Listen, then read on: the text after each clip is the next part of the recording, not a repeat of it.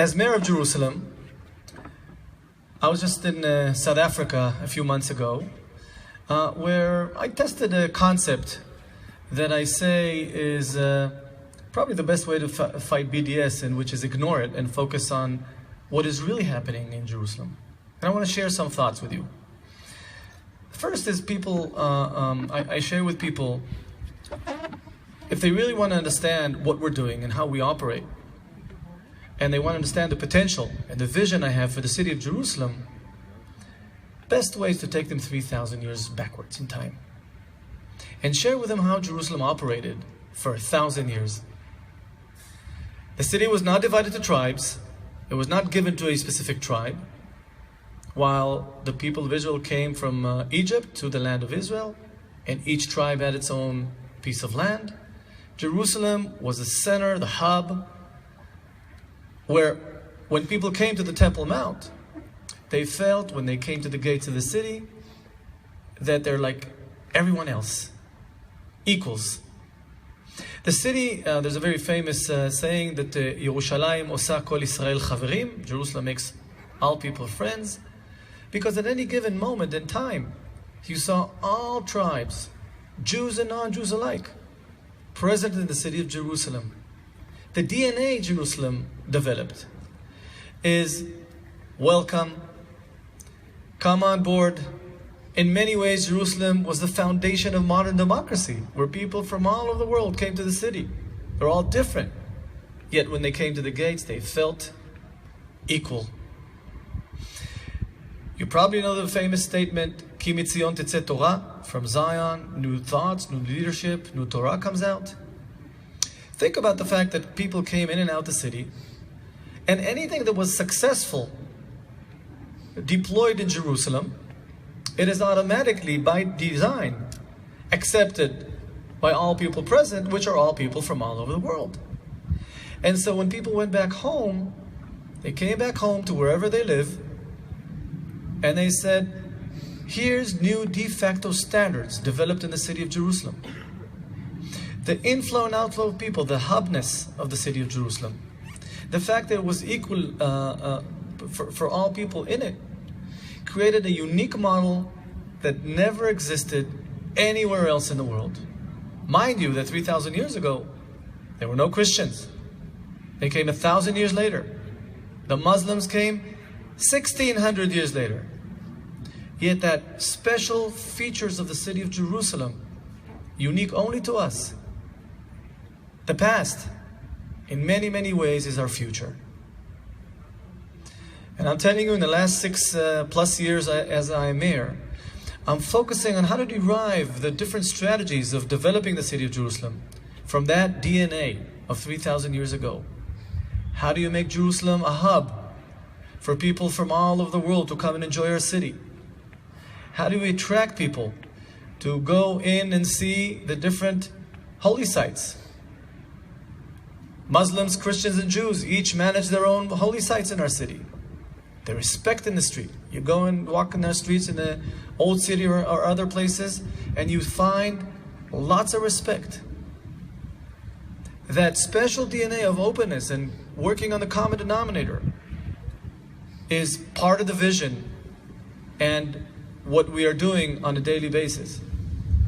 Now, Jerusalem in the last few years is enjoying a cultural renaissance. And when I go abroad and show a picture of 26,000 runners that go in and out the old city in the Jerusalem Marathon, or the Formula One Roadshow, that 300,000 people came to its streets, Jews, Muslims, Christians, ultra-Orthodox and secular.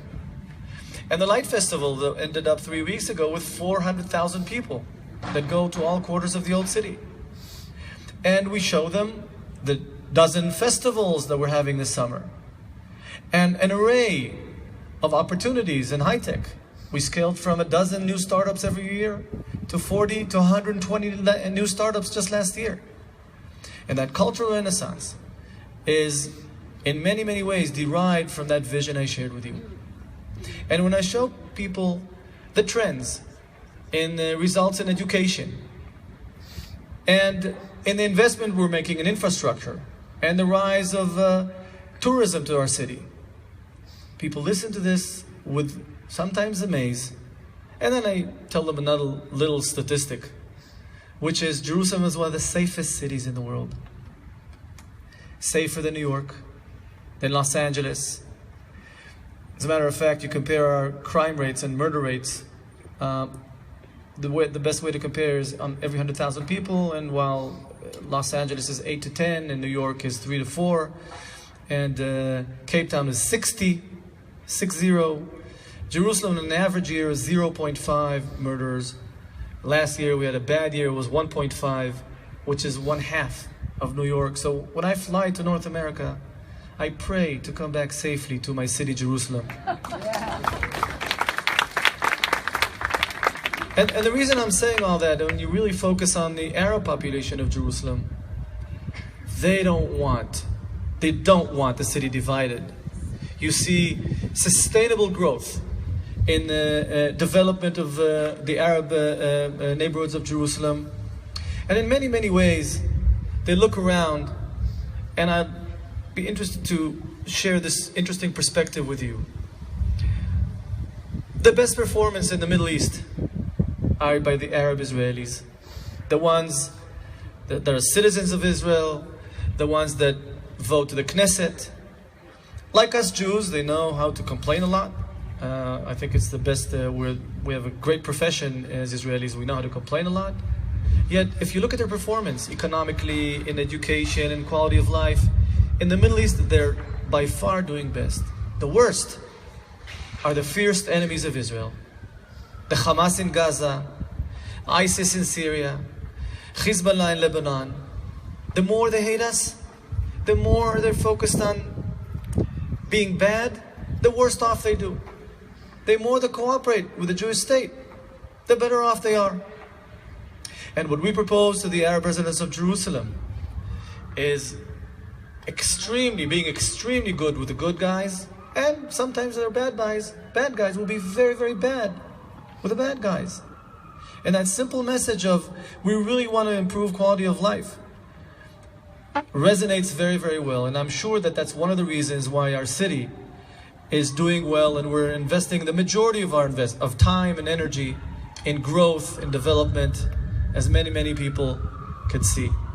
So I believe that while many of you are focused on defense, and we have to have excellent defense, like any basketball team like Hapoel Yerushalayim, and we deserve a lot of credit for the last week.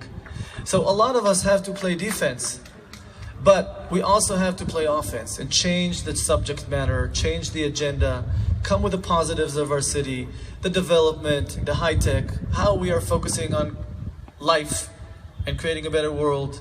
These are messages that resonate very, very well, especially when they come from our city, the capital, Jerusalem. I will end my short speech by again commending and thank you all.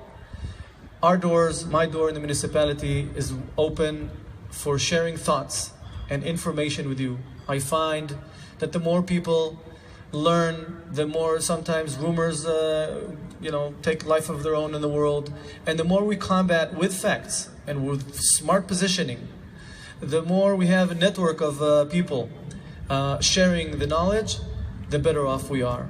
So I want to say thank you. I anticipate and expect lots of close relationship with you, especially now with the Jerusalem branch. We are at your service, and we see you as strategic partners and shareholders of the city. Good luck, ולהתראות בשמחות. תודה.